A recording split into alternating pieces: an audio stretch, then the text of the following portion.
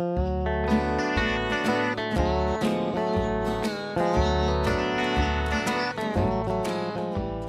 el condado sureño de Arizona se encuentra la ciudad de Nogales, a primera vista una ciudad americana promedio, con una población de más de 30,000 personas. La mayoría de estas son familias, en las cuales el ingreso medio es de casi $30,000 al año. La edad promedia es 34, y a pesar de los muchos problemas del sistema de salud americano, la población es saludable. Hay una baja tasa de mortalidad infantil, el costo del seguro de salud es bajo en comparación al promedio americano, y los residentes de Nogales son más sanos que el americano promedio.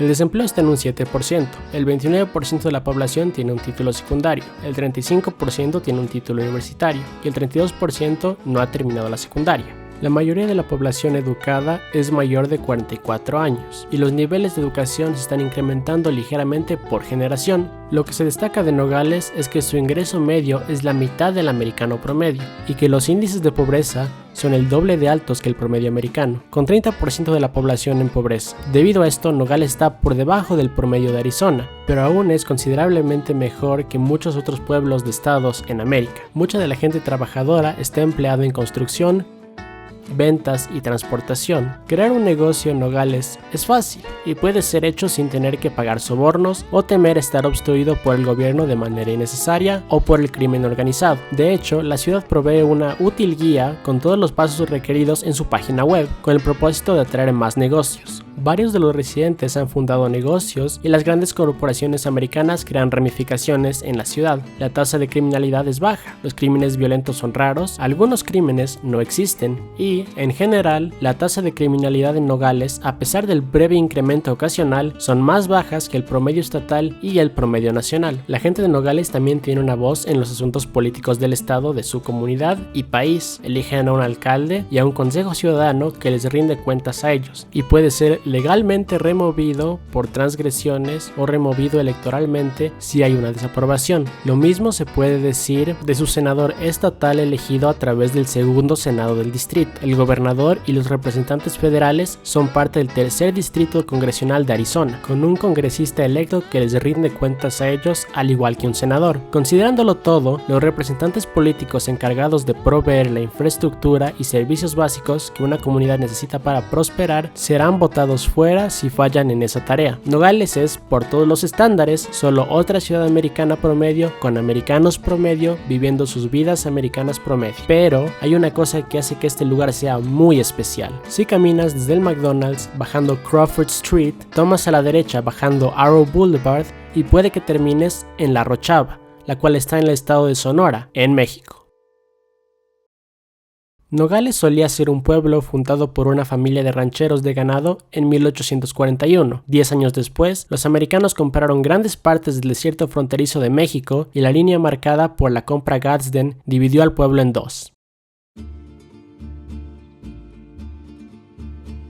El ingreso medio en este Nogales es de $10,000, un tercio de aquel que está a unos metros. El porcentaje de gente con títulos universitarios yace en un 18%. La mayoría de la población ni siquiera tiene una educación secundaria. Los estándares de educación son tan bajos que hay un fenómeno local de residentes inscribiendo a sus hijos en escuelas secundarias en el otro Nogales, resultando en una caminata diaria hacia la escuela a través de la frontera para muchos niños. Las condiciones de vivienda son malas. Algunas personas viven en cabañas que carecen de comodidades básicas e infraestructura. En muchas partes de la ciudad, el agua potable está contaminada por drenaje, basura y la ocasional descarga industrial. La tasa de mortalidad infantil es alta. La expectativa y duración de vida es considerablemente menor. Caminos, carreteras, alcantarillado y otras estructuras básicas apenas son mantenidas y están constantemente dañadas. Muchos residentes son forzados a juntarse y construir su propia infraestructura básica, como el acceso al agua y la electricidad por sí mismos, ya que tanto el gobierno federal y el local fracasan en proveer los servicios básicos. La tasa de criminalidad es alta. Hay entre 2 a 3 asesinatos y de 3 a 4 secuestros por semana. Muchos negocios locales son fachadas manejadas por el crimen organizado. Usar el transporte público o los taxis es una invitación a que te roben. Llamar a la policía por ayuda puede resultar en una considerable espera, debido a que la policía tiene una falta de personal. Hay asesinatos dirigidos a los policías que se rehúsan a tomar sobornos por parte del crimen organizado, resultando en menos personas que estén dispuestos a tomar un trabajo tan riesgoso. Encima de todo, decir que la policía tiene un problema de corrupción es ponerlo a la ligera. En general,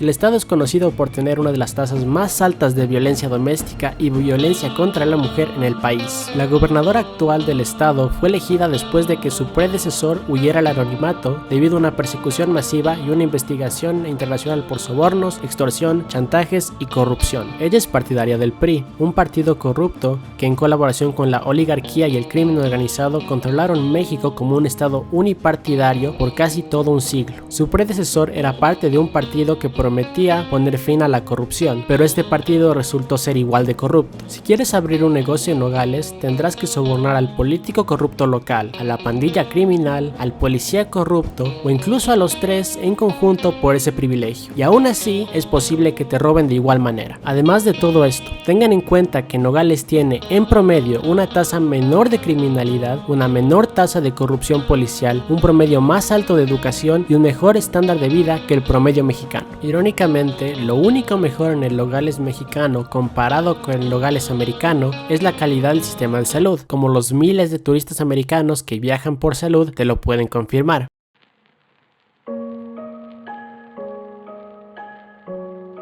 Entonces, ¿por qué los dos Nogales son tan distintos? ¿Qué hace estos lugares que están a tan solo unos metros de cada uno tan vastamente separados en todo lo demás? Bueno, ¿por qué algunos lugares son pobres y otros ricos? Esta es una pregunta que muchos tienen incluso más respuestas distintas, y Nogales es un gran lugar para encontrar respuestas. No es la geografía o el clima como los deterministas geográficos pueden aseverar, porque ambos Nogales comparten la misma geografía y el clima. No son las grandes corporaciones, el capitalismo o el socialismo, ya que ambas ciudades tienen la misma estructura de clases y el mismo sistema de mercado. No es la etnicidad, la cultura, la religión, los demográficos o algo que diría la gente tonta como la raza, porque ambos Nogales son mayormente católicos, comparten demográficos similares y el 95% de la población del Nogales americano es lo que los americanos llaman latinos.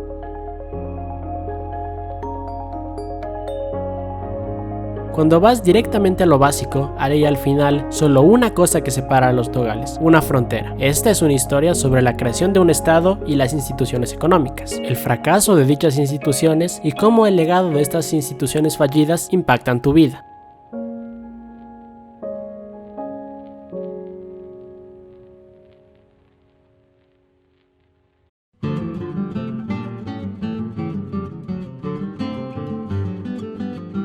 Cuando Cristóbal Colón llegó a lo que creía que era la India, pero ahora sabemos que es española, encontró al pueblo nativo de los Arawak.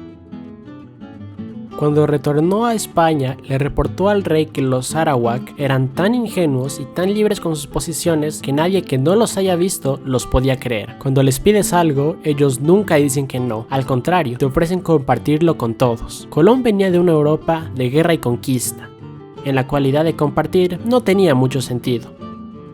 Así que concluyó en su reporte que si el rey tenía suficiente dinero, viajaría allá de nuevo y retornaría con tanto oro como quisiera y cuantos esclavos pida. Con esto se impuso el tono del primer modo de operación para los primeros colonizadores españoles en las Américas: navegar hasta allí, esclavizar a todos los nativos, traer a los esclavos a casa y venderlos. Como sea, cuando llegaron al Caribe, este plan no funcionó. De los 500 arawaks esclavizados que trató de regresar a España, 200 murieron y los restantes estaban tan débiles que no podían ser vendidos por las fortunas que se les había prometido. Así que más le valía cumplir la segunda promesa de traer el oro y creó el segundo modo de operación para los colonizadores. Regresó a Chiachu, en lo que ahora es Haití, esclavizó a todos los arawak que encontró y los forzó a cavar en minas construidas deprisa en las montañas por algún residuo de polvo de oro que pudieran encontrar. La tarea no tenía sentido económico, ético o incluso básico. Apenas había oro en Española y aún así los españoles castigarían brutalmente a los arawak por no encontrar un oro que ni siquiera existía. En primer lugar, el resultado fue masacre, rebelión y genocidio. En tan solo 2 años, de los 250,000 arawak, la mitad habían muerto. Colón cayó en desgracia con la corona, pero los conquistadores habían aprendido los nuevos planos para lo que harían en el Caribe español. En lugar de cavar por oro que no existía, esclavizaron a los nativos y los forzaron a cultivar azúcar y café en plantaciones caribeñas desde 1515. Como sea, con esto encontraron un nuevo problema para 1550, cuando de los 250,000 arawak solo quedaban 500. Seguían muriendo. La brutalidad y la indignación de las plantaciones de esclavos y las extremas interrupciones a sus vidas los mató, así que tuvieron que reemplazarlos al costo a través de esclavos, secuestrados y traídos desde África por los portugueses. El tercer modo de operar una colonia nació de esta manera: plantaciones de esclavos con esclavos importados de África. Se expandiría a través de todo el Caribe español y sería copiado a través de las colonias británicas, francesas, holandesas y portuguesas a través de la región. Pero mientras los españoles se adentraron aún más en las Américas, ellos encontraron otro modo de operar una colonia, un medio para construir una sociedad que formaría fundamentalmente gran parte de las estructuras sociales, políticas, económicas y sociales hasta hoy en día. En 1519, Hernán Cortés se aventuró hacia la Sierra de México y encontró algo que los españoles estaban buscando por mucho tiempo: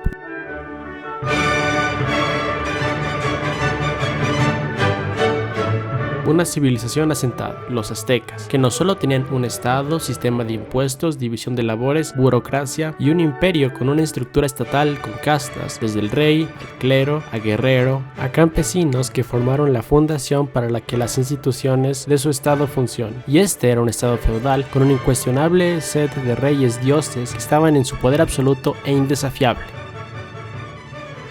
Aquí, Cortés haría lo que habría funcionado en Europa feudal por siglos anteriores. Si querías conquistar al rey, mata al rey, toma control del estado. Ahora eres el rey y el estado es tuyo. El emperador azteca Moctezuma fue secuestrado y asesinado. Cortés tomó su lugar, instaurándose como el nuevo mandatario absoluto, y adquirió la riqueza del estado, al igual que un poder absoluto de las instituciones feudales. Y, a pesar de que estos conquistadores no se volvieron reyes en nombre, crearon una clase de élites coloniales que básicamente tienen el poder absoluto de los reyes, apoderándose de los previos reyes y adquiriendo la autoridad de las instituciones del estado.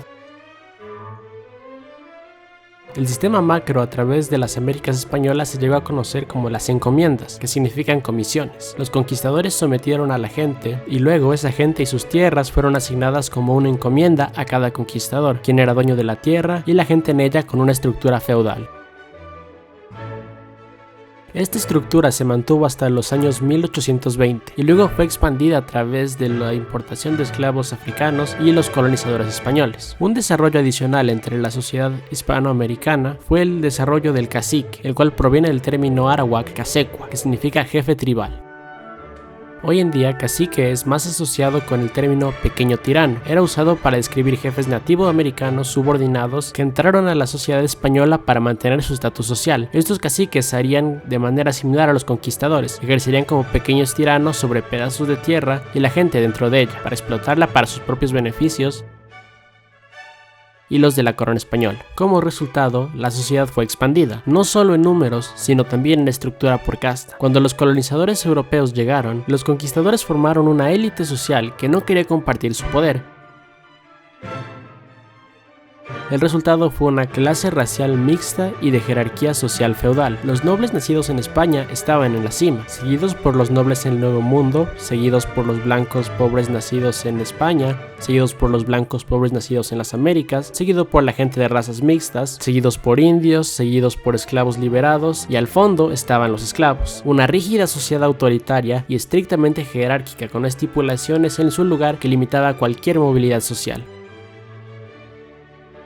Esta estructura socioeconómica se mantendría vigente a través de las Américas españolas por siglos y, hasta cierto punto, se mantiene hasta hoy en día. El propósito de esto se mantendría para enriquecer a la patria española. Solo las materias primas fueron producidas en minas y plantaciones, traídas a los puertos para ser exportados a España, donde serían utilizados para hacer productos que eran enviados de vuelta para ser vendidos en las colonias. De esta manera, creando un sistema económico de dependencias. No había especialización económica, pluralidad hacia otros sectores o más innovación. Aún peor, hizo que las colonias españolas se desconecten y se desintegren económicamente. Antes de los españoles, habían redes indígenas de intercambio que se estiraron por casi todo el continente. Con la llegada de los españoles, las colonias no comerciaban entre ellas, creando una mayor dependencia en extranjeros, haciendo de la América española una economía dependiente en mercados extranjeros para sus materias primas y frutos.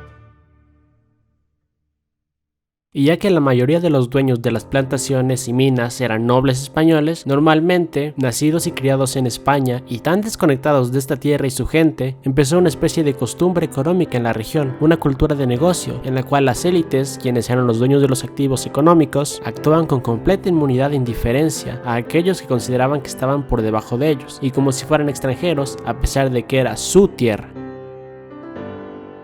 Ellos controlaban a la población con castigos draconianos, con un ejército español extranjero prohibiendo la propiedad de armas de fuego y prohibiendo movimientos libres y leyes de comercio, las cuales eran impuestas a través del puño de hierro de una de las entidades más poderosas en la historia de la humanidad, el Imperio Español. Esta situación también creó un resentimiento que aumentaba entre las élites ricas. A pesar de todos los beneficios que tenían, ellos solo producían materias primas que tenían que vender a España. No podían comerciar con forasteros, no podían expandir ni desarrollar otros sectores económicos con sus materias primas. Ya veremos a dónde llevaría esto. Mientras tanto, en Europa había mucha envidia e ira hacia los españoles y los portugueses por tener un inicio adelantado y haber agarrado las mejores partes del Nuevo Mundo. Las más valiosas plantaciones de esclavos económicas de Cuba y Española se habían ido a los españoles, al igual que las minas de plata en Potosí. Los portugueses tomaron control del intercambio atlántico de esclavos y los franceses, ingleses y holandeses se quedaron con los restos para sus propias plantaciones de esclavos. Consecuentemente, sus esfuerzos iniciales se enfocaron alrededor de retomar las enormes ganancias de las economías de esclavos en el Caribe para ellos a través de la piratería en contra de los españoles, agarrando lo que haya quedado disponible en el Caribe y tomando plantaciones de esclavos españoles por la fuerza. Las tierras de Norteamérica se quedaron intocadas por casi un siglo. Los primeros colonizadores se dieron cuenta rápidamente que la producción en el norte era tan solo un octavo de lo que era en el Caribe. El norte era visto como inhóspito, sin valor económico y salvaje, pero era la única cosa que quedaba por agarrar, así que para los años 1600 los ingleses intentaron conquistar y fracasaron en Roanoke, así que intentaron de nuevo en 1607, enviados por la Virginia Company. Estos colonizadores llegaron a las tierras de los Powhatan, en lo que ahora conocemos como Virginia, y fundaron el lugar llamado Jamestown. En la historia popular, estos primeros colonizadores son descritos como colonizadores utópicos que deseaban construir y cultivar una nueva sociedad, y eso simplemente no es cierto. Los colonizadores llegaron con armas y orfebres, con la intención de hacer como Cortés y Pizarro lo habían hecho: secuestrar al rey indio, tomar el control del reino y derretir el oro. Como sea, cuando invitaron al rey indio Wahaun Sunahok a una coronación inglesa en lo que iba a ser secuestrado, su respuesta fue literalmente: no tomaré tal carnada, y luego impuso un bloqueo a Jamestown. Los colonizadores habían esperado que los indios los alimentaran, después de que hayan matado y reemplazado a su rey, como Cortés hizo con los aztecas, así que no trajeron a nadie que sabía cultivar, curar la carne o incluso cazar o pescar.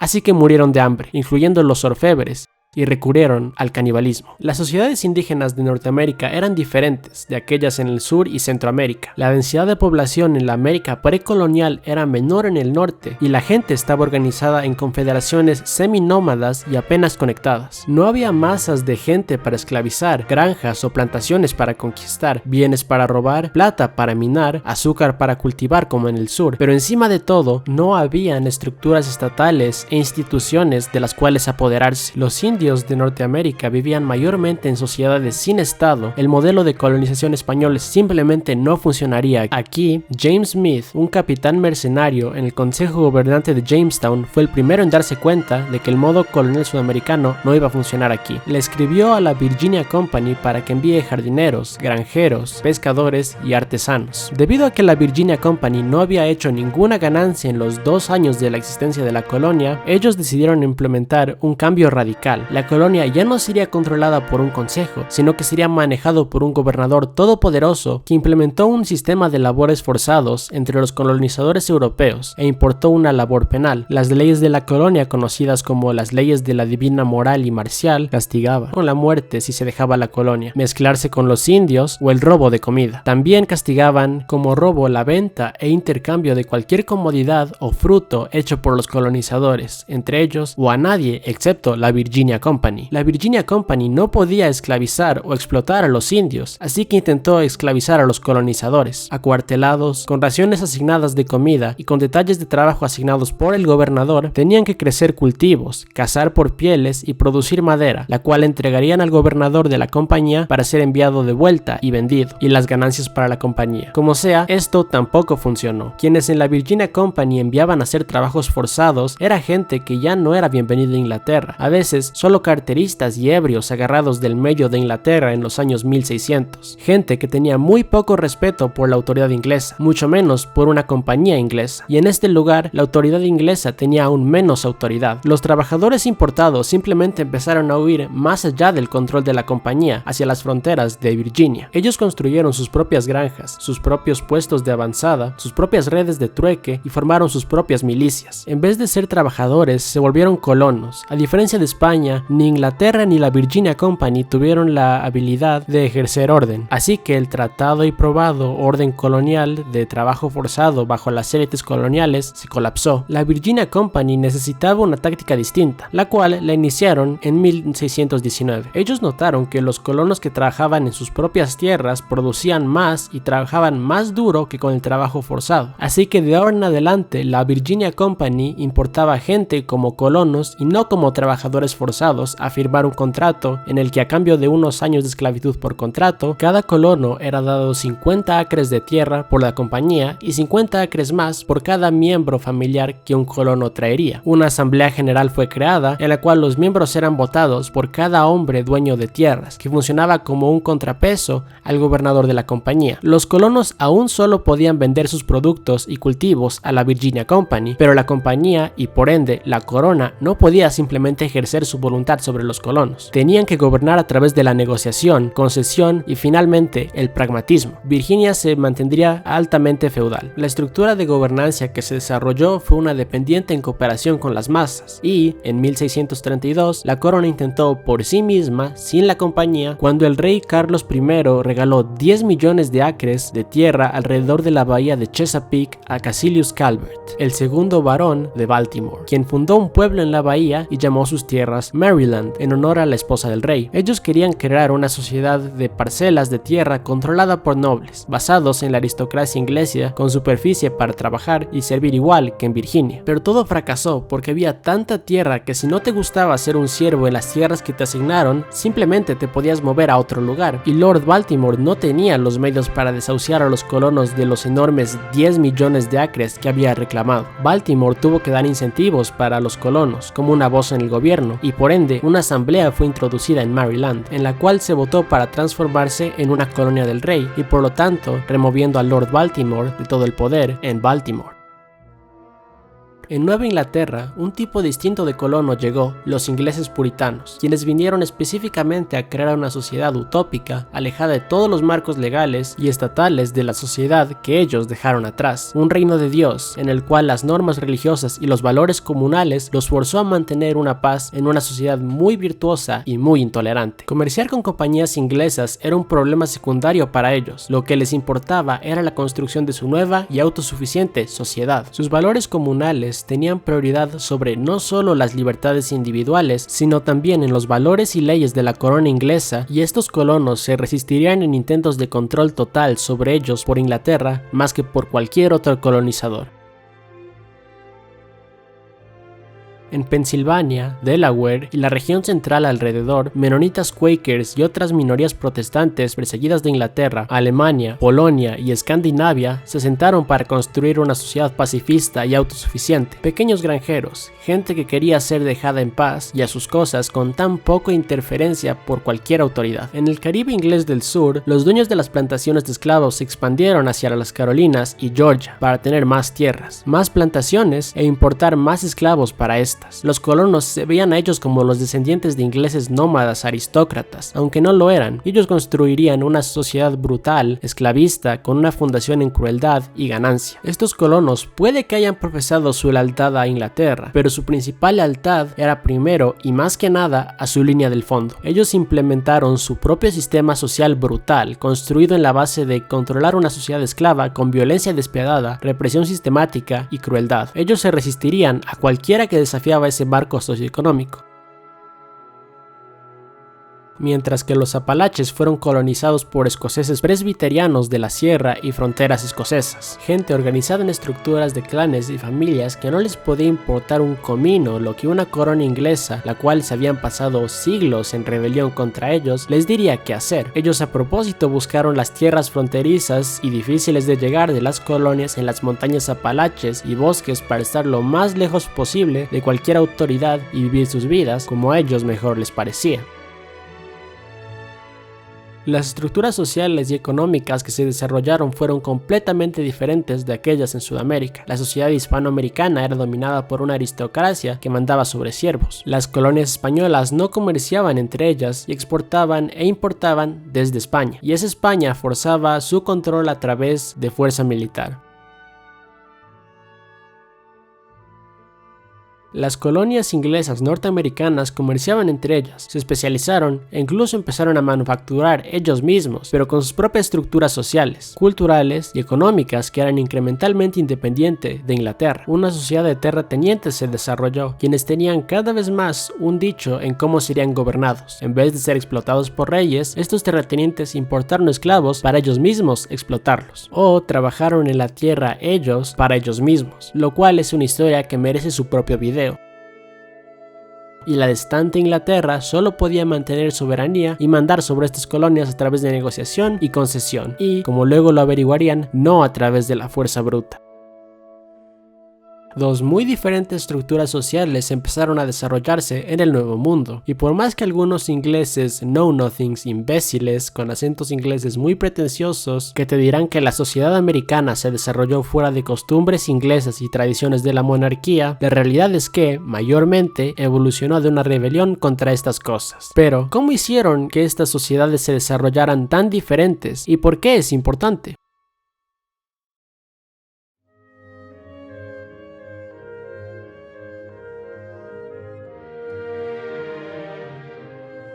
Mientras que las colonias inglesas empezaron a tomar forma, una guerra civil estalló en Inglaterra, y durante este caos, un inglés llamado Thomas Hobbes escribió un libro sobre lo que creía que un estado debería ser, llamado Leviatán, de lo que sabremos que habría desaprobado de lo que estaba pasando en las colonias inglesas y hubiera preferido lo que estaba sucediendo en las Américas españolas. El Leviatán es un monstruo enorme marino bíblico ante el cual todos los esfuerzos humanos para resistir y pelear fueron fútiles, y en la mente de Hobbes esto era lo que el estado ideal debía parecerse, una poderosa fuerza de la naturaleza en la cual la resistencia era fútil. Si todos se agachaban ante él y contribuían al establecimiento de un poderoso estado, ese estado, en retorno, nos aseguraría el bienestar de todos quienes eran parte de él, que a través de un esfuerzo colectivo, un bien colectivo y seguridad podría ser asegurado.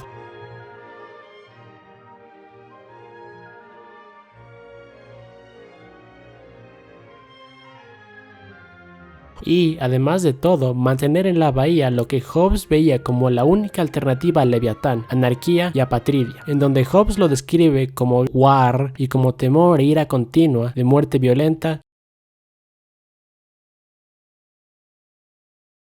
y la vida de un hombre como solitaria, pobre, sucia, bruta y corta. El verdadero terror de la anarquía o la sociedad sin estado o war o como sea que quieras llamarlo, según Hobbes como sea, no viene de la continua violencia de las masas de todos contra todos, pero consiste en la no verdadera pelea, sino en la indisposición de ella, en la cual durante todo el tiempo no hay una aseveración de lo contrario.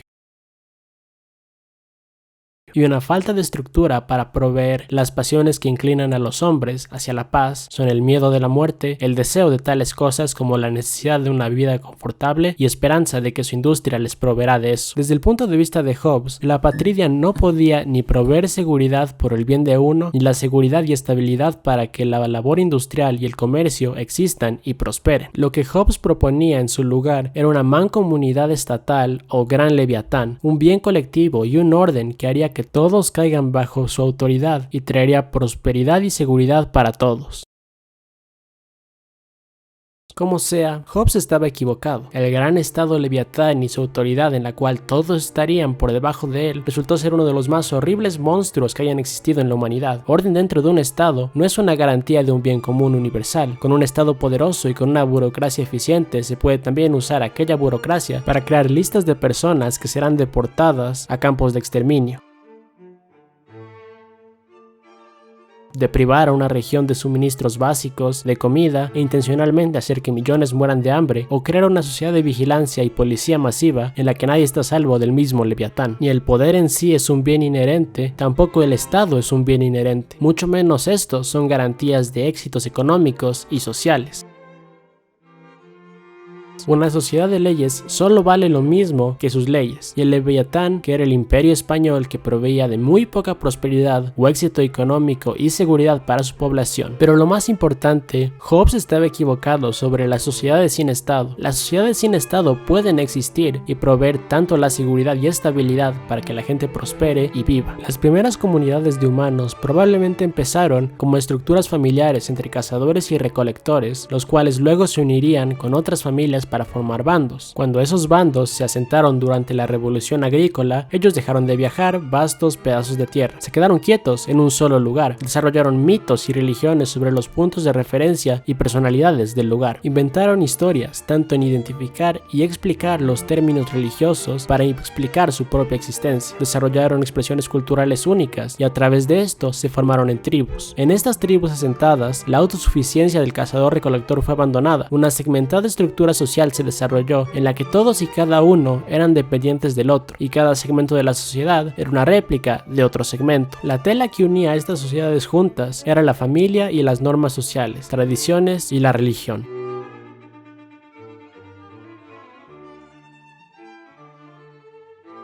Dichas sociedades son frecuentemente romantizadas como anarquías utópicas, como lugares de libertad, solidarismo e individualismo, lugares en que los términos como prosperidad no tienen valor alguno, ya que todos prosperan juntos, con el grupo, o solos a través de ellos mismos y su propia labor.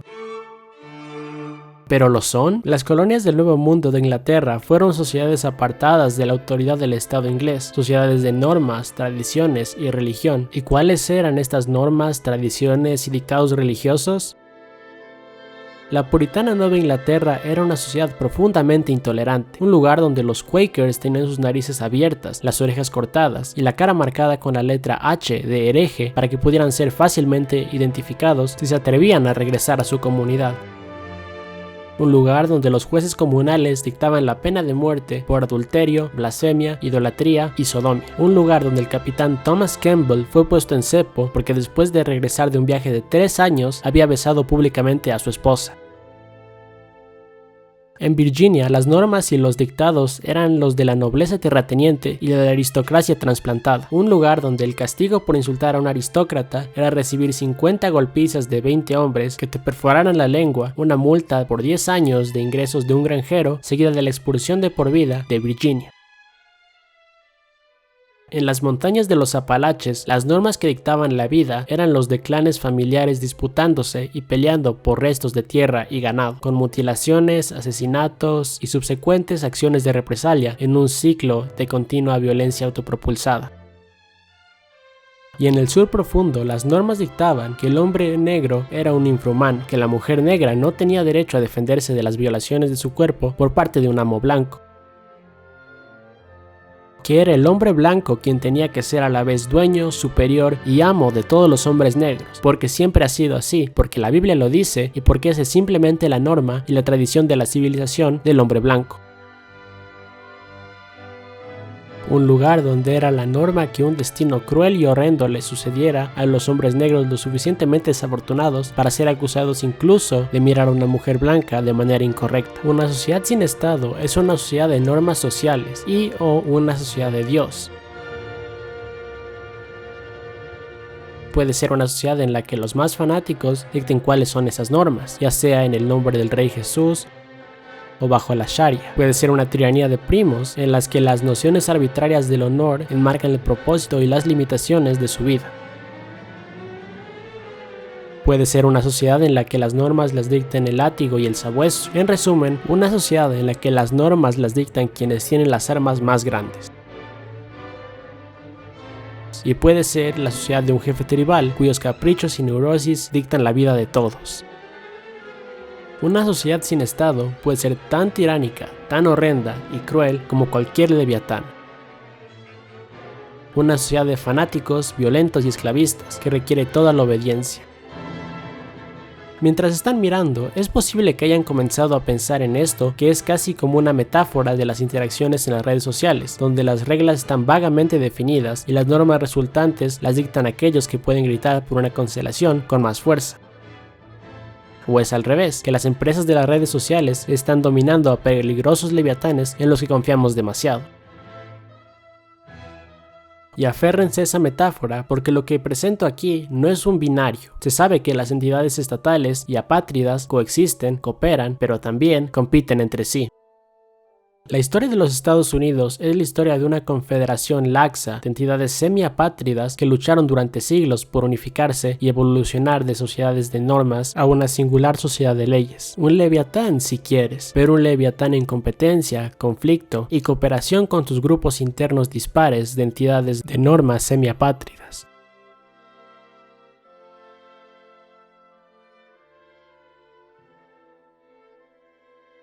Sin embargo, lo más relevante para nosotros es la historia del Imperio Español en las Américas, que es la historia de un leviatán colapsante.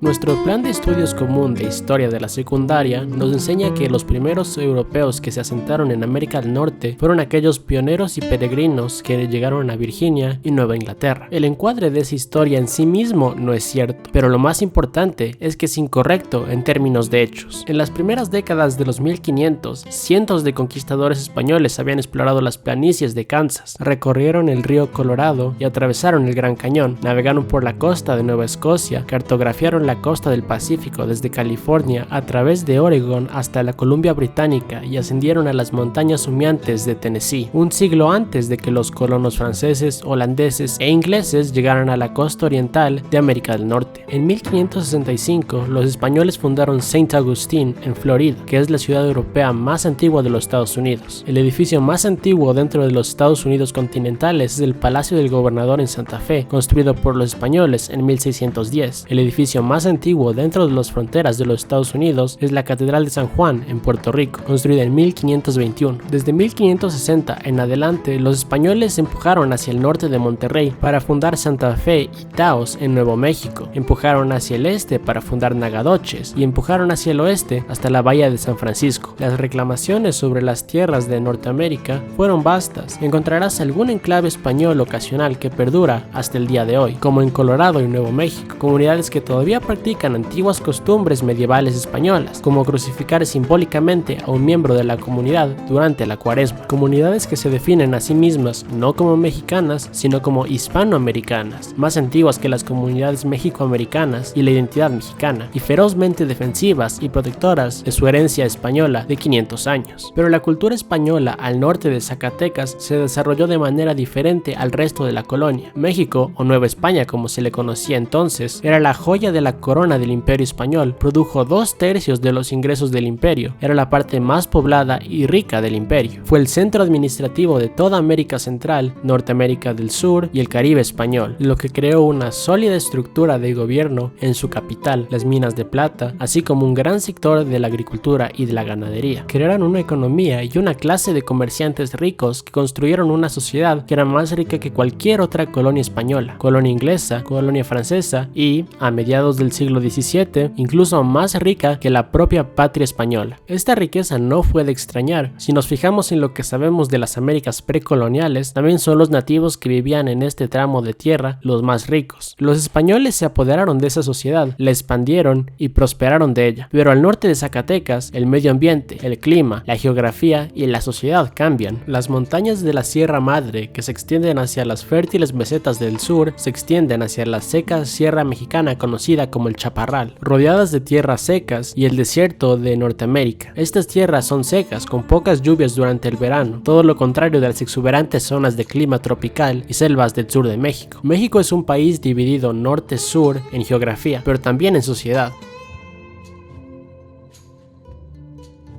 Las poblaciones nativas del sur y centro de México fueron civilizaciones de ciudades-estado asentadas como los aztecas, pero yendo al norte, la tierra árida dificultaba este tipo de asentamiento y organización social. Aquí vivieron los coahuiltecos y los apaches, pueblos cazadores-recolectores, seminómadas que se habían adaptado perfectamente a su sociedad, a la tierra en la que vivían. Y a lo largo del río Colorado se encontraban los pueblos, un pueblo asentado que vivía en pueblos y aldeas de edificios de hasta 5 pisos de altura, cultivando melocotones y comerciando con textiles. Además, eran ferozmente independientes. Cuando llegó a España, fue más fácil apoderarse de las estructuras estatales del sur que tomar el norte. Especialmente los apaches y los pueblos se resistieron ferozmente. No se trataba de personas que pudieran ser simplemente subyugadas y asimiladas mediante la conquista y la usurpación de sus liderazgos. Vivieron en estas tierras vastas que incluyen los estados modernos de Texas, Colorado, Nuevo México, Arizona, Sonora, Chihuahua y Coahuila. Y olvídense de las fronteras modernas, vean esto como un paisaje geográfico formado por llanuras secas, planicies, desiertos y ríos ocasionales. Una tierra hostil que requería una sociedad tosca y especializada para vivir en ella. Los aztecas pudieron haber sido una sociedad de leyes, clero, nobles, siervos, impuestos y burocracia, pero los que vivían aquí eran una sociedad de normas, tradiciones, familias y autonomía, y los españoles se mordieron los dientes con ellos. Cuando se cuenta la historia del indio, nuestra percepción moderna está dominada por una narrativa de tragedia que ignora su perseverancia y victorias, y hubo victorias. Muchos no saben que en las guerras entre nativos y colonos, los españoles fueron derrotados en estas tierras. En 1680, después de que las autoridades coloniales españolas quemaron a los chamanes Pueblo en la hoguera por herejía y resistencia a la fe católica, los Pueblo reunieron un ejército y expulsaron al ejército español de Santa Fe y Nuevo México. El ejército español pudo haber sido una entidad moderna y aterradora en los campos de batalla de Europa, pero aquí, en estas vastas tierras fronterizas, enfrentándose a tácticas de guerrilla de un enemigo que conocía la tierra como su bolsillo trasero, fueron irremediablemente superados. Especialmente los apaches no dejarían a los españoles ni un poco de respiro, quemando minas y ranchos por igual.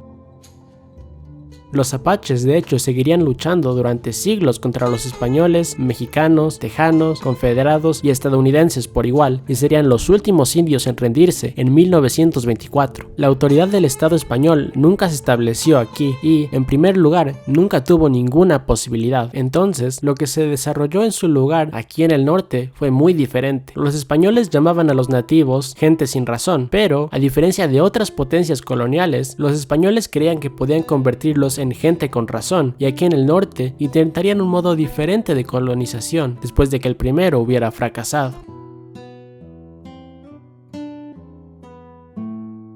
Con este fin, los españoles establecieron misiones, generalmente dirigidas por sacerdotes católicos. Los indios estarían confinados a estas misiones, donde tendrían que convertirse al catolicismo, trabajar en curtidurías, minas, talleres, establos o hornos, y hablar solo español bajo la amenaza de un severo castigo. Los indios eran llamados neófitos durante su tiempo en la misión, y el plan era que los sacerdotes los civilizaran y los convirtieran en católicos temerosos de Dios, leales a España, y luego los liberaran. Sin embargo, los sacerdotes que dirigían estas misiones obtuvieron ganancias considerables con la mano de obra no remunerada, lo que en consecuencia proporcionó un incentivo para nunca declarar realmente civilizado a ninguno de los indios brutalizados en las misiones. Existían 18 misiones de este tipo en Nuevo México, 20 en Texas, 8 en Arizona y 21 en Alto California, y los exploradores franceses que visitaron dicha misión las describieron como: todo nos recordó a una colonia de esclavos caribeños. Esto lo mencionamos con dolor, porque el parecido es tan perfecto que vimos hombres y mujeres cargados de hierros, otros en cepo, y cerca del ruido de los golpes de un látigo percutió a nuestros oídos.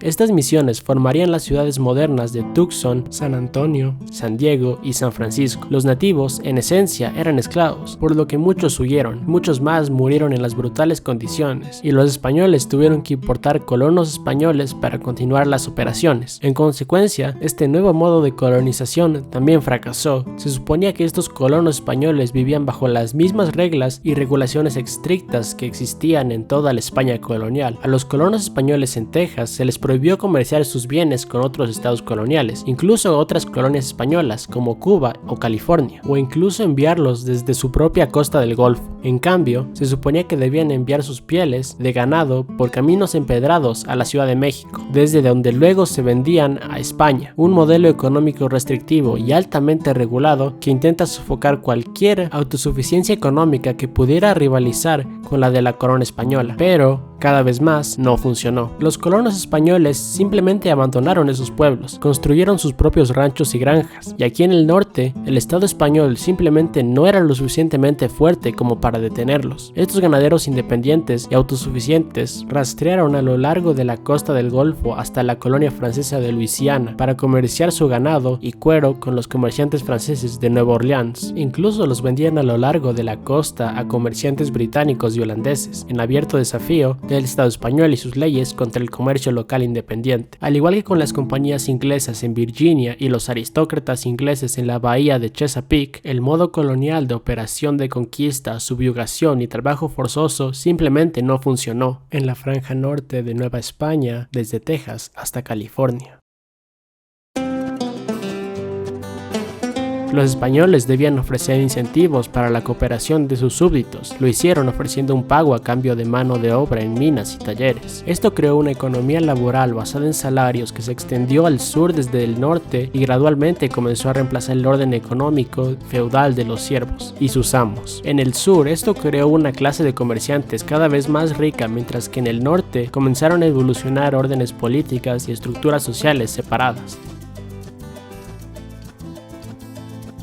En ausencia del Estado español, la gente comenzó a organizarse en estructuras comunales dispares. Por lo general, el miembro más rico de la comunidad está en la cima. Esa persona, generalmente el dueño del rancho más grande o de una mina, se convertiría en el benefactor de la comunidad, organizaría festividades, brindaría caridad y resolvería disputas. El término utilizado para describir y dirigirse a estas personas se convirtió en patrón. Comenzó a desarrollarse una división entre un sur con un núcleo densamente poblado, la sede del gobierno y el centro de la administración, y un norte en la periferia. Es una sociedad más descentralizada y autosuficiente, una división que continúa hasta el día de hoy y con frecuencia es ignorada por los forasteros. Una sociedad de pueblos alejados de los obispos, gobernadores y recaudadores de impuestos del sur de la Nueva España y de la propia España, donde la gente se casa sin la aprobación de la ceremonia católica o del sacerdote, donde distintas prácticas religiosas descentralizadas evolucionaron alejadas de la doctrina católica. Una sociedad que se convirtió en colonos españoles, mayoritariamente blancos en contraste con una gran población mestiza del sur. Una sociedad con una profunda desconfianza en las estructuras estatales, la autoridad y el gobierno centralizado, en la que la familia y sus valores y tradiciones importaban más. El norte formaría significativamente la sociedad mexicana, pero también la estadounidense. Este es el lugar donde nació el salvaje oeste, tal como lo conocemos en la cultura popular, y no en Estados Unidos. Fue aquí donde los primeros cowboys, llamados vaqueros, guiaron a los rebaños de ganado por senderos hacia los mercados tanto del sur como del norte. Su idioma impregnaba culturas que se encuentran en los préstamos del español en el idioma inglés, en el que fueron adoptados cuando los colonos estadounidenses comenzaron a mudarse al oeste 100 años después para encontrarlos. El lazo, la reata, las chaparreras, el rodeo, el vaquero, el mesteño, la bandolera, la estampida y el rancho. Los estadounidenses simplemente adoptaron la frontera. México nació en ella. Dejó que la moldeara. No salió de la frontera hasta que fue anexada.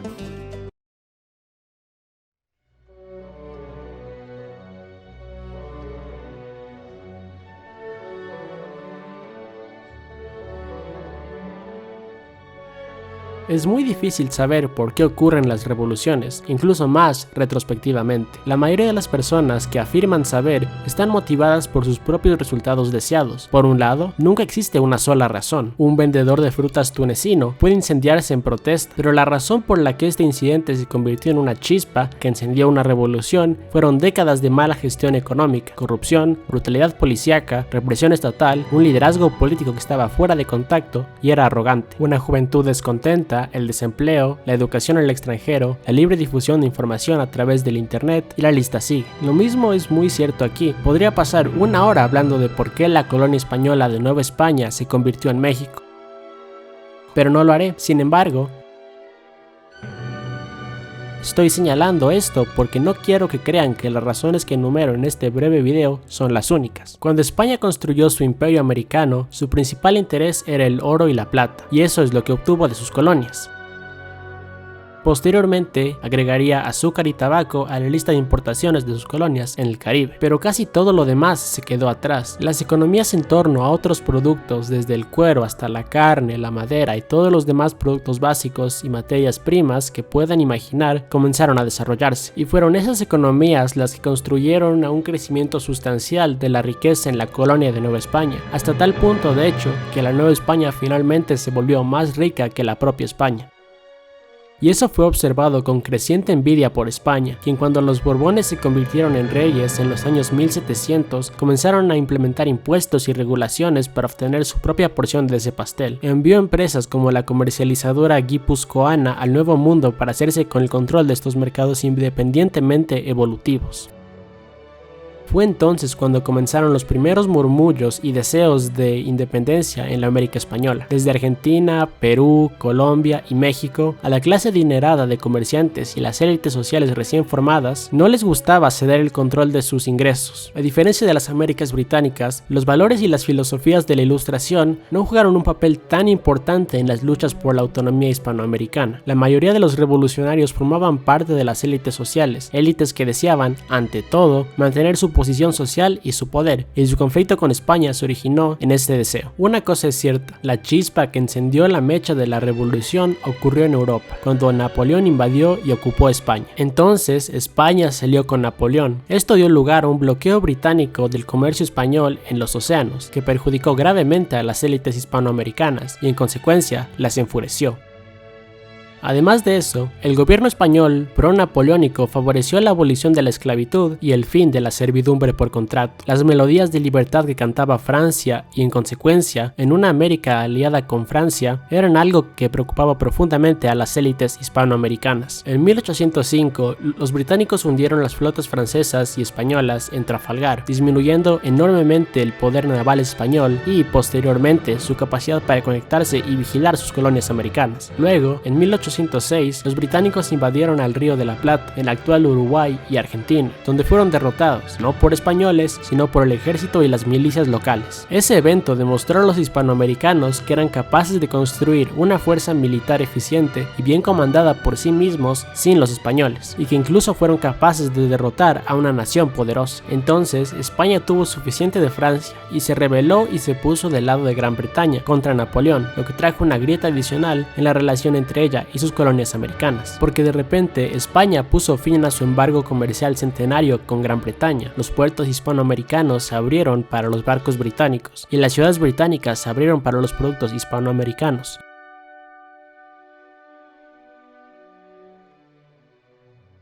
Y las ganancias siguieron acumulándose como resultado. Como resultado de eso, los comerciantes y las élites comenzaron a hacerse preguntas sobre por qué se había aplicado este embargo en primer lugar, si volvería al final de la guerra y cuánto más podrían ganar si tuvieran soberanía sobre sus propias políticas comerciales como colonias.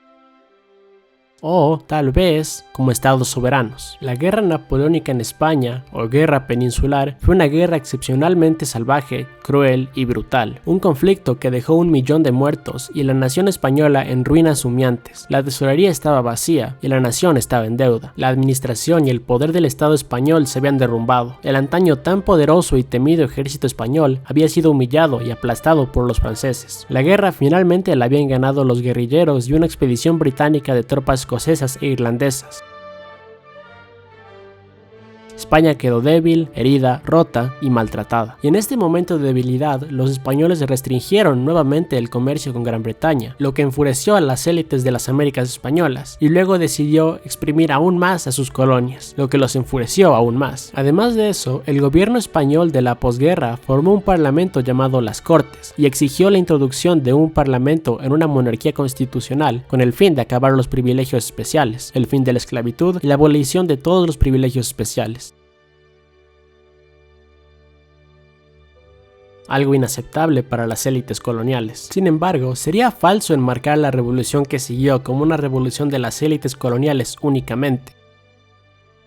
España tenía la intención de restringir el poder de la Iglesia católica en la Nueva España, obligando a los obispos españoles sobre el pueblo, mientras que los sacerdotes americanos locales aumentaban en los rangos más bajos entre los pobres, que predicaban cada vez más contra el poder de la corona española en los asuntos religiosos en las Américas en las clases bajas. España había exiliado a los jesuitas de sus colonias, que dirigían la mayoría de las instituciones educativas, intentando así hacerse con el control de las instituciones educativas de la Nueva España. Y en el norte, un pueblo y una sociedad que tenían mucha autonomía, que se hicieron cada vez más conocidos como los norteños y que no les gustaba que la Ciudad de México les dijera qué hacer, y mucho menos quería que un Madrid lejano les dijera qué hacer, ahora que buscaba hacerse con el control de sus vidas. La revolución que estalló en 1810 es una historia compleja y fascinante, una que rompería los fotogramas de este video y que espero que cubramos en un video sobre la historia de México específicamente algún día.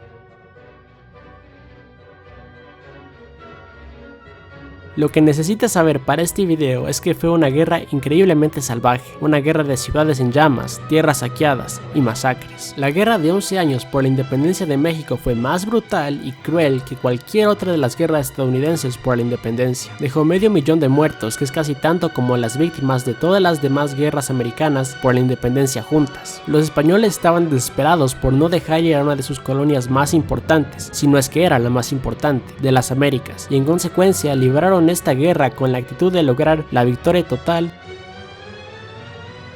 o de quemar el país hasta los cimientos, lo cual, a medida que perdían cada vez más, lo hacían cada vez más. El México que nació de en 1821 no era una república, sino un imperio, una monarquía gobernada por las antiguas élites coloniales que se veían a sí mismas como los legítimos gobernantes de un enorme imperio que se extendía desde la bahía de San Francisco hasta las selvas de Panamá. Pero este también era un México débil, en ruinas, quebrado, inestable y absolutamente en ninguna posición para hacer cumplir ninguno de estos reclamos. La gente que vive en esas tierras, así como los forasteros, se aprovecharían de eso. La recién independizada Gran Colombia convenció a Panamá para que se uniera a su federación, y cuando las antiguas provincias españolas de Centroamérica se declararon independientes como la República Federal de Centroamérica, México invadió y ocupó el lugar, pero nunca pudo realmente establecerse con un control total sobre él. A los 2 años de la independencia, la monarquía mexicana se derrumbó, nació una república y Centroamérica volvió a ser la República Centroamericana, lo que, sin embargo, en sí mismo fue igual de inestable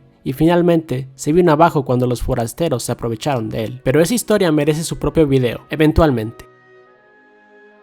El Estado mexicano recién independizado fue gobernado por una asociación de generales autoritarios, mediocres y cada vez menos calificados, veteranos de la guerra de independencia y, en general, interesados en mantener su propia riqueza y poder. La política en México, así como la forma en la que se ejercía y percibía el poder político en México, se desarrolló de una manera muy diferente a la de los Estados Unidos. En los Estados Unidos recién formados, los políticos estaban cada vez más en deuda con su electorado como servidores públicos. En contraste con eso, la política en las repúblicas mexicanas de 1800, que al final fueron en su mayoría juntas militares y dictaduras, se trataba de asegurar sus propios poderes e intereses, un club elitista reservado para que las élites de las sociedades expriman lo que puedan del país. Las estructuras económicas que se desarrollaron a partir de esto también fueron muy diferentes. En los Estados Unidos, la estructura económica que se desarrolló fue inclusiva y abierta, un sistema capitalista en el que cualquiera podría abrir un negocio y hacer negocios con sus propios términos. Las estructuras económicas en México eran un capitalismo excluyente y sus instituciones estaban reservadas para unas pocas personas seleccionadas en la cima de la sociedad. Te metías en la política mexicana como un hombre rico para asegurar tus activos y no por el bien de tu comunidad o del país. México se convirtió en el tipo de país donde el gobernador de un estado también era dueño del complejo minero más grande del estado. Su tío era dueño de las haciendas más grandes del estado, su hermano fue nombrado presidente del Tribunal Supremo del estado, su primo fue nombrado el jefe de la policía del estado y sus socios comerciales se convirtieron en los diversos ministros del estado. Una estructura estatal cleptocrática donde los intereses personales de las élites gobernantes eran lo más importante, cuyo legado, en gran medida, continúa en el México moderno hasta el día de hoy. México, en muchas partes, todavía es un país donde la gente entra en la política, no para servir a sus comunidades y su país, sino para enriquecerse. No muy diferente a los caciques de la época colonial. De hecho, muchos de estos hombres poderosos fueron y son herencia directa de este sistema, y había una parte de México donde este tipo de sistema de gobierno era extremadamente impopular. el norte. A los norteños no les gustaba que España les dijera qué hacer, no les gustaba que las élites coloniales les dijeran qué hacer, y ahora no les gustaba que las nuevas élites poderosas de la Ciudad de México les dijeran qué hacer. Los norteños vivían mayormente de manera autosuficiente en sus comunidades de ganaderos y agricultores, que se extendían desde California hasta Sonora y Texas. Tenían una forma de vida que había evolucionado a lo largo de los últimos siglos y que deseaban mantener. Y durante las primeras décadas de la independencia mexicana, los poderes que estaban en la Ciudad de México también los ignoraron y los descuidaron. Se intentó utilizar las tierras escasamente pobladas de California como colonia carcelaria mexicana. Cuando los gobernadores de California solicitaron fondos y materiales para mejorar las pocas carreteras adoquinadas que existían, la Ciudad de México les envió botes llenos de convictos y secuestró a mexicanos del sur para construirlos. Sin embargo, dado que California no tenía los recursos para controlarlos y administrarlos, estos trabajadores penales tendían a liberarse, vagar por las tierras, saquear las ciudades existentes y luego establecerse fuera del alcance de las autoridades mexicanas. Este sistema de trabajo penitenciario se había desarrollado en el sur de México, donde cuando el Estado se quedó sin fondos para infraestructura como ferrocarriles y carreteras, el gobierno simplemente utilizó al ejército para secuestrar a miles de mexicanos inocentes y obligarlos a construir sus proyectos. Un sistema que fue continuado por los gobiernos mexicanos hasta principios del siglo XX. A pesar del caos de las primeras décadas de la independencia, el Estado mexicano todavía había heredado las poderosas instituciones gubernamentales coloniales del Imperio Español y, por lo tanto, aún podía hacer cumplir esto en el sur, pero en el norte, al igual que con los sistemas de colonias penitenciarias inglesas en Virginia, simplemente no funcionó. El mejor ejemplo de cuán desestabilizado, cleptocrático y quebrado fue el gobierno mexicano en los primeros 50 años de su existencia es seguir la carrera de Santa Anna. Santa Anna era el hijo de un oficial colonial y soldado del ejército español en la Nueva España. Cuando los españoles comenzaron a perder la guerra de independencia de México, cambió de bando y ayudó a establecer la monarquía mexicana. Se convirtió en presidente de México en 1833. Pero después de unos días se entregó la presidencia a Gómez Farías, quien se suponía que sería presidente interino, mientras que el poder real permanecía en Santa Anna. Farías, sin embargo, solo fue presidente durante 2 semanas, después de lo cual la presidencia regresó a Santa Anna, quien nuevamente permaneció como presidente por menos de un mes y luego le devolvió la presidencia a Gómez Farías. Los dos hombres continuaron este intercambio continuo del cargo de presidente durante 2 años, lo que hicieron como parte de planes para enriquecerse. En 1835, el plan se vino abajo y un hijo diferente de funcionarios coloniales y miembro de la élite de la Ciudad de México, Miguel Barragán, asumió la presidencia. Sin embargo, Santa Anna no renunció y volvió a ser presidente en 1839, 1841, 1844, 1847 y 1853. En total, fue presidente de México 11 veces por separado. Durante su mandato fue exiliado de México en 5 ocasiones distintas. Presidió cleptocracia económica, pérdidas sustanciales de territorio y 2 derrotas militares desastrosas. En total, entre 1824 y 1867, México tuvo 52 presidentes. Ninguno de ellos fue elegido. Todos eran miembros de las élites empresariales y militares del país. Todos gobernados a través de juntas militares y todos pasaban su tiempo en el poder preocupados por intentar enriquecerse a sí mismos y a sus amigos a costo del resto del país. Durante este periodo de tiempo, México perdió el control de gran parte del país. Las poderosas administraciones gubernamentales del Imperio Español comenzaron a desmoronarse. La capacidad del Estado para hacer cumplir las leyes disminuyó, los impuestos ya no se podían recaudar de manera eficiente, la corrupción era desenfrenada, cómo y qué leyes se aplicaban era arbitrario y dependía de quién eras y qué estatus social tenías dentro de esta sociedad.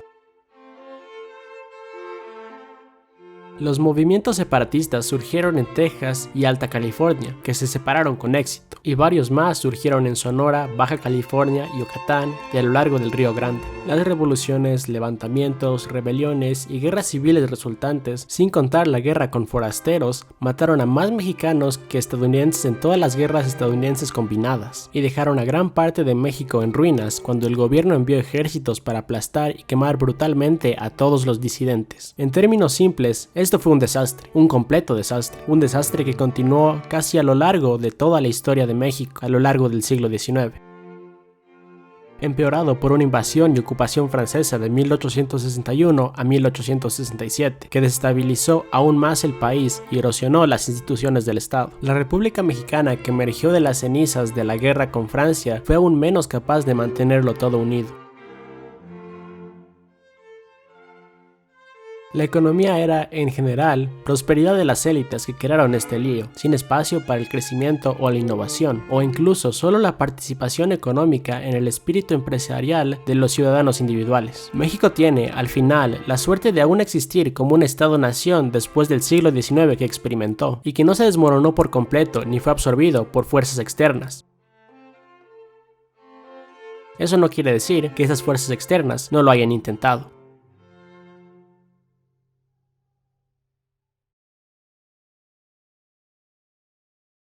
Gracias por mirar el video. Si no quieres perderte la siguiente parte sobre las guerras mexicoamericanas, la guerra franco-mexicana y la comparación entre la revolución industrial en México y los Estados Unidos, asegúrense de suscribirse. También pueden apoyar este canal y mantenerlo activo a través de donar por PayPal o convertirse en un Patreon. Asegúrense también de compartir el video con sus amigos y sus familiares. Muchas gracias a Tsunami Music que hizo música para este video. Encontrarán su SoundCloud y redes sociales en la descripción. Y muchas gracias a los artistas contribuyentes que se unieron como voluntarios para contribuir su arte para este video. Los artistas turcos Turkbot, que hizo el thumbnail de este video, y Alpmapper, que hizo las escenas coloniales. El artista chileno Flying Tank, que ayudó con las escenas coloniales y pueblo. Los artistas americanos Echo, Jikusen y $5 Note, que hicieron las escenas del preludio, coloniales y el norte. El animador americano Jamie Azola, que hizo dos grandes animaciones, el artista polaco Quadrat por la escena de Leviatán, el artista coreano T-Bag que rediseñó las Aztec Balls e hizo las grandes escenas coloniales, el artista americano Vexisphere que hizo las escenas de la América colonial y que también maneja un canal de Poland Ball, el artista malasia Miss Human Car por varias escenas coloniales, el artista noruego Pile of Trash que hizo casi todo el segundo capítulo, el artista mexicano Nomad que hizo varias escenas del norte de México y también tiene un canal de YouTube de Poland Ball, y el artista alemán Tanit que hizo varias escenas sobre la Primera República Mexicana. Muchos de esos artistas están abiertos para comisiones o incluso tienen sus propios canales de YouTube. Si alguna vez necesitas una animación, te lo recomiendo altamente que los cheques. Los links para las redes sociales de todos ellos están en la descripción. Además, muchas gracias a Gunther, Liberal Sanity Project, Tingly Boys y Awfulophilia por hacer las voces en el video. Links para todos sus canales están en la descripción. Espero verlos a todos de ustedes muy pronto.